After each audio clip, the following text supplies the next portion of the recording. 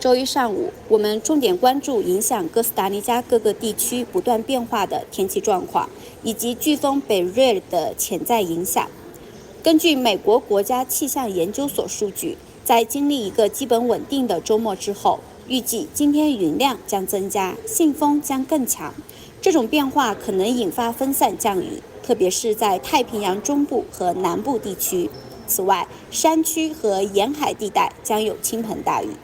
国家紧急事务委员会报告说，尽管瓜纳加斯的情况有所改善，最近洪水已经消退，但仍有50人在临时避难所避难。6月份发生了创纪录的710起洪水事件，是今年为止最繁忙的月份。主要关注点集中在第4级飓风北瑞，它正在通过加勒比海向非洲大陆北部推进。国家气象研究所和国家飓风中心正在密切监测其轨迹，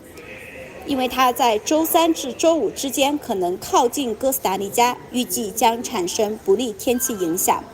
北瑞有可能在全国范围内激活热带辐合带，显著增加湿度，并可能导致更多的降雨和雷暴。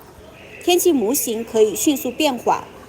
国家气象研究所的 Rebecca 警告说，由于飓风的确切演变及其对哥斯达黎加影响存在不确定性，民众必须通过官方消息来了解情况。总而言之，虽然预计这一天云量增加，可能有零星降雨，但人们的注意力集中在北瑞的演变及其对未来几天我国天气状况潜在的影响上面。